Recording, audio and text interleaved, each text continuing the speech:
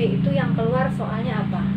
Kalau SKB yang keluar tidak ada sama sekali yang menyangkut tentang jurusan. Disuruh misalkan RPP yang bagus itu seperti ini gitu.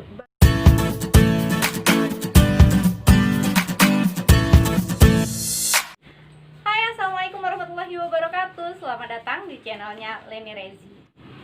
Kali ini Leni sudah bersama dengan salah satu lulusan CPNS. Di sebelah saya ini ada. Perkenalkan, nama saya Leonardo. Terima kasih sudah diundang ke channel kali ini ya. Di sini saya lulusan Pendidikan Sanitari UNJ tahun 2012, angkatan 2012. Saya lulus di tahun 2016. 2 tahun saya honor di SMK. Setelah dibuka CPNS saya mengikuti di bulan November ya. November, ya. November di 2018. Oke. Dan alhamdulillahnya di 2019 Januari ditetapkan lulus CPNS di Kabupaten. Waktu CPNS itu ambil formasi apa? Formasi guru seni budaya. Formasi Guru seni budaya. guru seni. Pertama kali nggak sih ikutan CPNS atau pernah 2-3 kali gitu? Ini first time-nya saya mengikuti CPNS. Dan alhamdulillah Allah berkehendak kan Kak, rezekinya di sini lulus. Alhamdulillah. Nah, ternyata memang rezekinya di sini sekali langsung lulus, alhamdulillahnya. Dan kemarin langsung lulus P1 atau P2 nih, kalau boleh tahu? Aku P2. P2. P2. Iya. Jadi yang rombongan P2 kita sama-sama P2, ya. P2 saingannya berapa orang? Saingannya ada 3. Kan nilai tertinggi 3 kan. Jadi kalau di sini kan dibuka formasinya 18 orang untuk guru seni budaya, khusus guru seni budaya yang daftar itu sekitar 70 sekian, yang lulus di nilai tertinggi 3 orang tuh dikumpul jadi 57 orang. Iya. Dan diseleksi lagi menjadi 18 orang mengisi 18. formasi-formasi yang kosong. Awalnya ranking berapa itu? Dari yang tadi?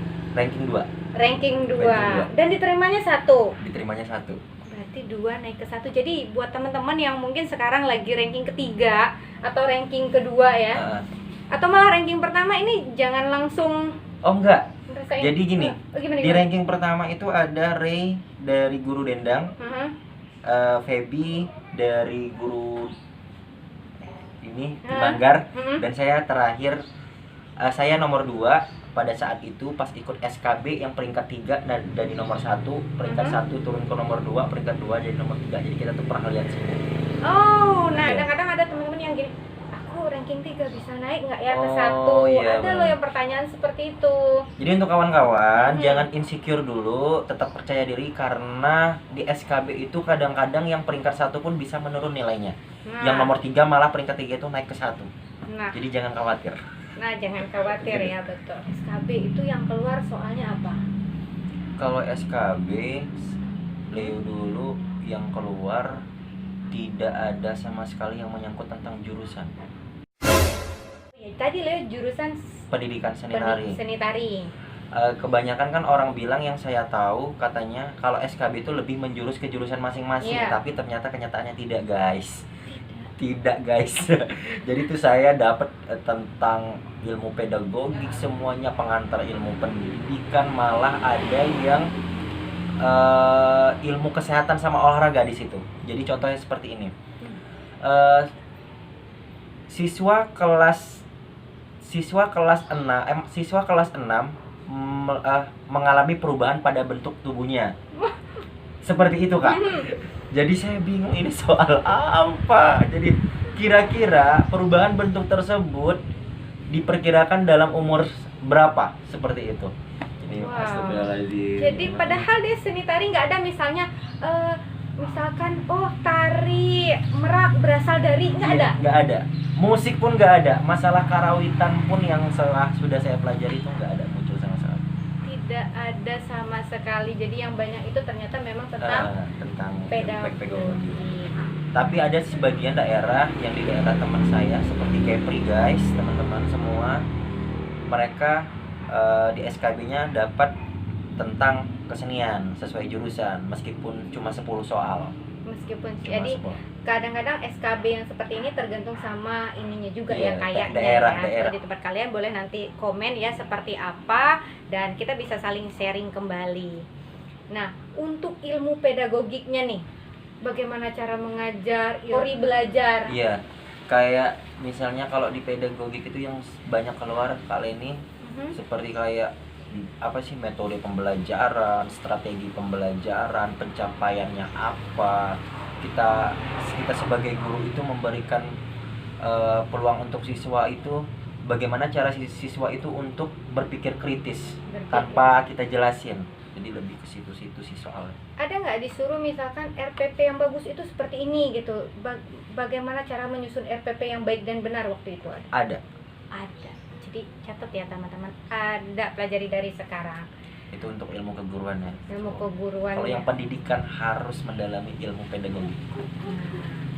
Terus nih, tips dan triknya untuk lolos SKB apa kira-kira?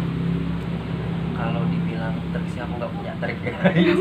Nggak punya trik sama sekali, cuma aku berusaha untuk belajar siap, apapun yang aku tahu aku isi, dan misalnya soal itu sulit menurut aku tinggalkan dulu, aku mengisi yang aku tahu dulu. Kalau cara mengerjakannya ya, cara mengerjakannya. Karena ketika kita misalnya kan waktu cuma sebentar, sedangkan soal banyak, satu waktu itu nggak sampai 30 detik loh. Benar ya. Jadi manajemen waktu pun harus diperhatikan. Karena kalau nggak salah memang SKB ini 60% ya 60%. dibandingkan SKD. Nah, banyak teman-teman juga yang CPNS itu keluar daerahnya, mungkin mencari pengalaman. Iya. Dan pertama kali untuk mengajar di daerah orang, ya sama seperti saya juga ya teman-teman. Bertukar sebenarnya guys. Versi Leo sendiri, bagaimana kendala pertama ketika ngajar di tempat orang yang dimana paling gimana ya, yang paling unik lah. Oke. Adaptasi 1, 2 bahasa itu sangat sulit aku pahami karena memang kita satu provinsi memang kaya akan bahasa di sini. Jadi ketika saya menjelaskan menggunakan bahasa Indonesia, Kak, anak-anak bingung. Anak-anaknya bingung karena sebagian orang untuk bahasa Indonesia tuh memang kalau anak-anak di sini tuh agak kurang ya, apalagi daerah-daerah yang jauh. Nah, bahasa ibu sehari-harinya ya, dia menggunakan bahasa daerah. Iya. Wah, jadi ternyata kendalanya bahasa. Iya. Adaptasinya apa tadi? Makan. Oh, bukan lagi. Susah makan. Jadi kalau misalnya di sekolah itu saya mau berbicara dengan bahasa di sini, saya belum paham. Menggunakan bahasa Indonesia, anaknya nggak paham. Jadi saya kerja keras pada saat itu, tapi alhamdulillah sekarang sudah terbiasa. Nah, jadi ini buat teman-teman yang juga mungkin nanti akan lulus PNS-nya ditempatkan di tempat yang berbeda dari daerah asal, adaptasi itu sangat-sangat penting dan ya bersabarlah. Bersabar ya, seperti kita ya, bersabar. Beradaptasi itu harus butuh waktu yang lama. Proses sih sebenarnya, Kak. Proses.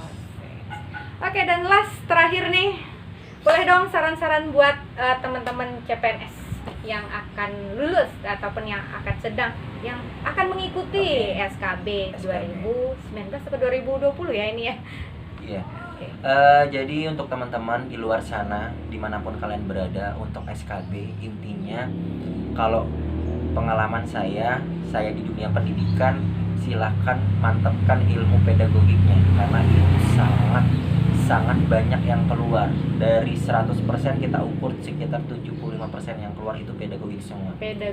Terus siapkan diri, siapkan mental, apapun yang terjadi lakukan yang terbaik, jangan patah semangat. Intinya you can do it lah. You can do it. Oke. Sip. Terima kasih buat Leo yang sudah meluangkan waktunya sama-sama. juga ke sini. Mungkin kita collab di tempat yang lain ya. Tempat yang lain. Dengan topik yang lain bisa. Karena Leo ini penata tari loh teman-teman. Jadi mungkin nanti kita bakal collab nari online kah? Oh, seperti boleh. itu. Sangat bagus idenya. Oke ya teman-teman, kalau misalkan kalian ada pertanyaan mengenai pendidikan seni tari yang ini, nanti bisa komen di bawah ini dan nanti saya akan sampaikan ke Bung Leo. Atau punya Instagramnya boleh di-share? Oke, silakan @Leonardo Jangan lupa juga untuk subscribe channel ini, ditunggu untuk like. Dadah. Assalamualaikum warahmatullahi wabarakatuh. Waalaikumsalam warahmatullahi wabarakatuh.